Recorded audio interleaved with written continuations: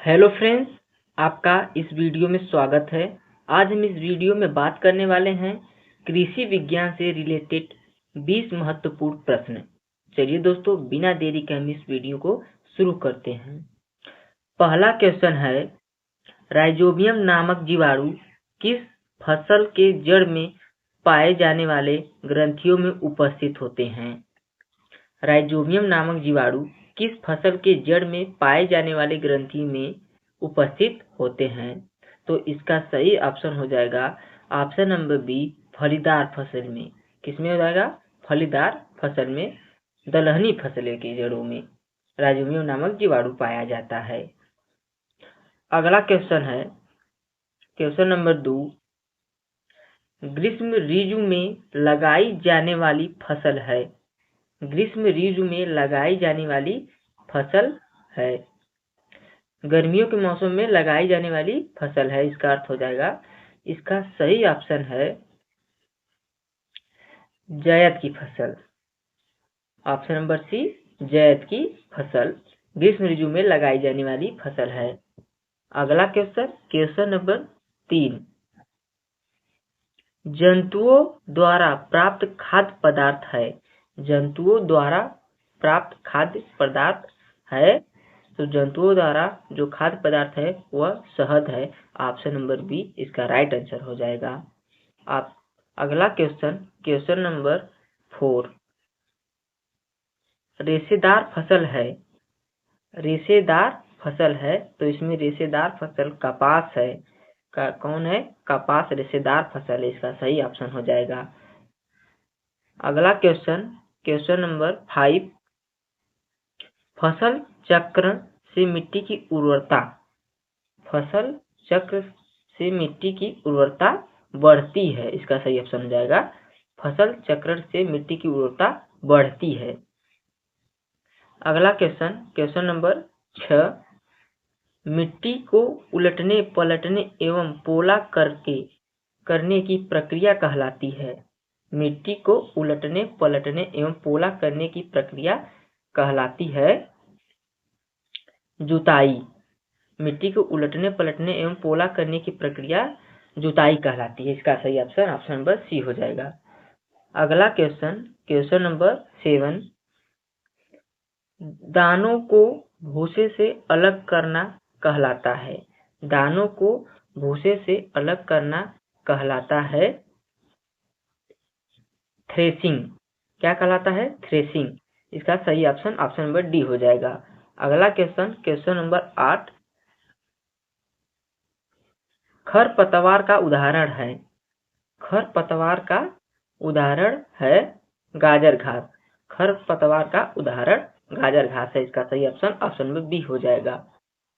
अगला question, question number 9, खरीफ फसल का उदाहरण है।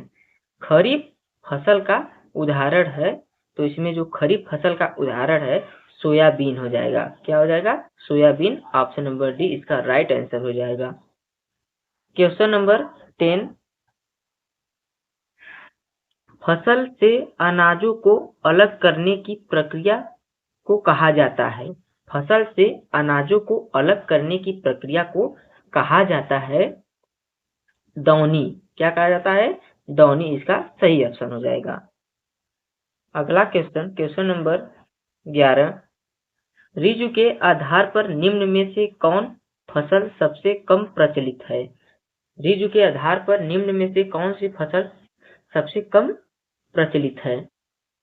तो मिश्रित फसल सबसे कम प्रचलित है, इसका सही ऑप्शन हो जाएगा ऑप्शन नंबर डी।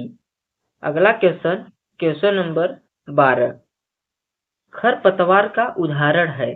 खरपतवार का उदाहरण है, तो खरपतवार का उदाहरण घास हो जाएगा, इसका सही ऑप्शन ऑप्शन नंबर बी इसका राइट आंसर हो जाएगा। अगला क्वेश्चन, क्वेश्चन नंबर 13, जंतुओं द्वारा प्राप्त खाद्य पदार्थ है। जंतुओं द्वारा प्राप्त खाद्य पदार्थ है, तो शहद जंतुओं द्वारा खाद्य पदार्थ है, इसका सही ऑप्शन ऑप्शन नंबर बी हो जाएगा, शहद। अगला क्वेश्चन, क्वेश्चन नंबर 14, निम्न विकल्पों में से कौन फलदार फसल है? निम्न विकल्पों में कौन फलदार फसल है। इसमें नींबू फलदार फसल हो जाएगा। क्या हो जाएगा? नींबू फलदार फसल। इसका right answer option number B हो जाएगा। अगला क्वेश्चन नंबर 15। निम्न विकल्पों में कौन सिंचाई के लिए जल का स्रोत नहीं है? निम्न विकल्पों में कौन सिंचाई के लिए जल का स्रोत नहीं है?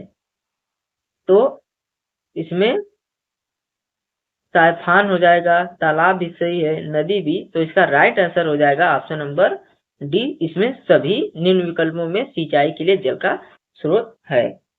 अगला क्वेश्चन नंबर 16। रेशेदार फसल है।